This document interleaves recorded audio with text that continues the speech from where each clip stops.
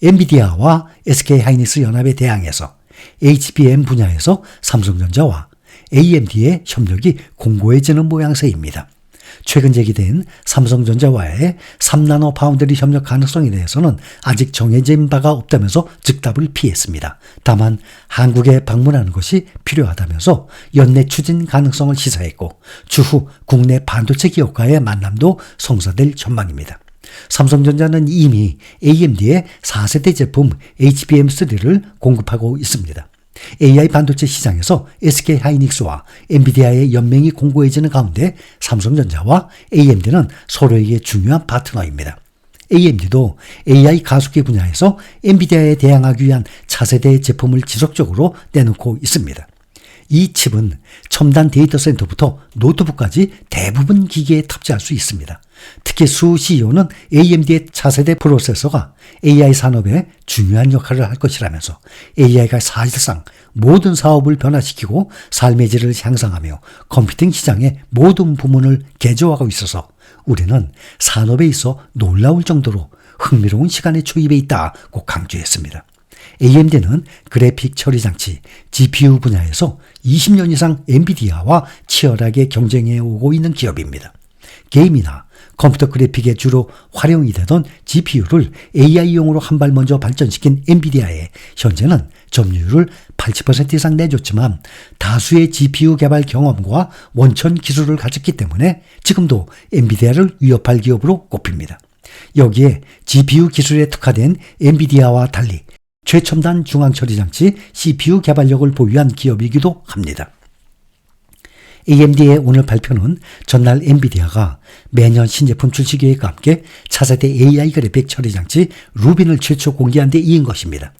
AI 칩 선두주자인 엔비디아의 진슨황 CEO는 어제 국립대만대학교 체육관에서 AI 관련 연설을 하면서 매년 신제품 출시 계획과 함께 2026년부터 루빈을 양산할 예정이라고 밝혔습니다. 이를 두고 AFP는 AMD가 이날 발표로 업계 선두주자인 엔비디아에 대한 도전을 강화했다고 평가했습니다.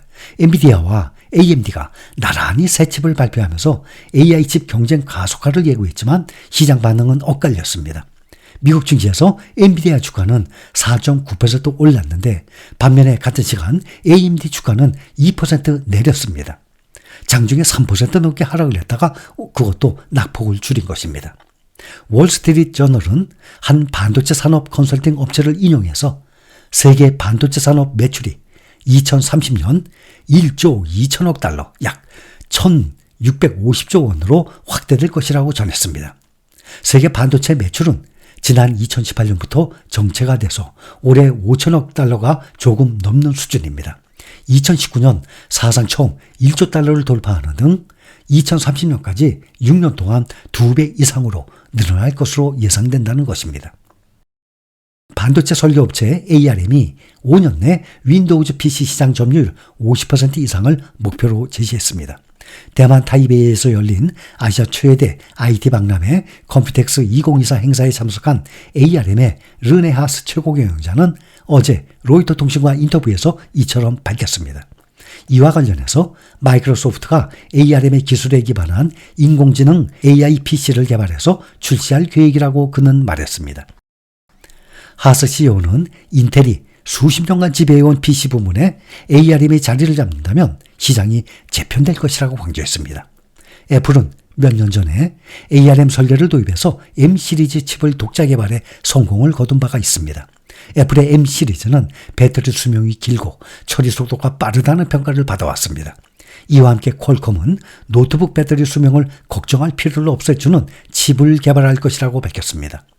퀄컴 크리스티아노 아몬 CEO는 이날 대만 컴퓨텍스에서 기조 연설자로 나서서 스냅드래곤 X 엘리트 시스템을 기반으로 하는 윈도우즈 노트북은 기존에 비해서 배터리 수명이 2배로 길어질 것이라고 말했습니다.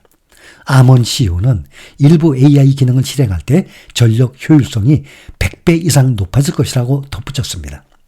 대만 타이베이에서 열리고 있는 ICT 전시회 컴퓨텍스 2024에 참가한 세계적인 빅테크 기업들이 서로 다른 행보를 보여 눈길을 끌고 있습니다. 크게 엔비디아와 그 외 다른 기업들, 이렇게 두 갈래로 나뉘었습니다. 현지 관계자들 사이에서는 대만에서도 사실상 엔비디아와 반 엔비디아 연대가 형성돼 보이지 않는 기싸움을 하고 있다는 평가가 나옵니다.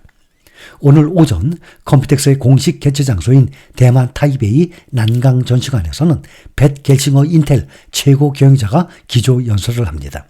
반면에 젠슨 황 엔비디아 CEO는 난강 전시관이 아닌 별도 장소로 그랜드 하일라이 타이베이 호텔을 빌려서 같은 날 오후에 취재진 간담회를 합니다.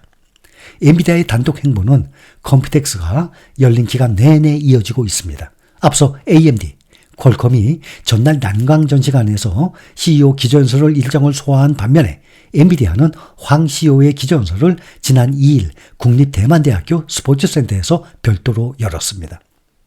엔비디아가 이용하지 않는 난강 전시관은 반 엔비디아 기업들의 주 무대가 되고 있습니다. AMD, 퀄컴 등이 자신들과 협력하고 있는 파트너사들을 적극적으로 소개하면서 동맹관계를 과시하고 있습니다. 한편 지난달 26일부터 지난 3일 개막한 컴퓨텍스 2024 기간까지 약 2주간 대만에서 광폭 행보를 소화하고 있는 젠슨 황 엔비디아 최고 경영자에 대해서 대만 현지 언론들이 연일 상기된 반응을 내놓고 있습니다. 황 CEO 관련된 소식이 신문 일면에 대서특필되고 그의 말과 행동이 대만 기업들에 대한 어떤 영향을 미칠지를 집중적으로 취재해 지면 대부분을 할애하고 있습니다. 그래서 우리는 미래를 알 수 없기 때문에 가장 안전하게 세계 1등 시장에 특히 개별 종목이 아닌 ETF에 투자하는 것입니다. 우리가 투자하는 종목보다 더 많이 오른 종목 얼마든지 있죠, 당연히. 우리가 투자하는 종목들이 가장 많이 오르는 거 절대 아닙니다. 그렇지만 가장 많이 오른 종목을 누가 맞춰요? 아무도 못 맞히는 것이죠. 주가가 5배 정도 오른 후에야 뉴스나 각종 SNS 등의 정보를 통해서 투자에 참여를 한다고 하면 10배가 아니라 한 5배 정도 오르고 난 다음에 그때 뒤늦게 들어가게 되면 2배 정도 수익을 얻을 수 있는 것이지. 10배의 수익을 얻는 사람은 아무도 쳐다보지 않았을 때, 주가가 움직이지 않았을 때, 그때 보유를 했던 사람이 10배의 수익을 얻는 것 아니겠습니까? 이렇게 결과가 나온 후에 야, 이 종목 살 걸 하고 누구나 생각합니다. 그건 누구나 해요. 그러나 이것은 있을 수 없는 현실 아닙니까? 그렇다면 말씀을 드렸다시피 앞으로 6개월 동안 10배 오를 종목 무엇인지 맞춰보세요. 당연히 거기다 투자해야죠, 누구든지. 근데 알 수가 없는 것 아닙니까? 그래서 안전하게 우리는 개별 종목이 아닌 세계 1등 이상 ETF에 투자를 하는 거예요. 그리고 여기에 만족하면 충분한 것입니다. 그렇지 않아도 개인 투자자가 주식 투자해서 돈을 벌어요? 거의 없어요. 지금까지 확률로 보면. 그러나 지금 우리와 같은 방법으로 적어도 3년, 4년 이상 투자를 한다 그러면 거의 다가 돈을 벌어요.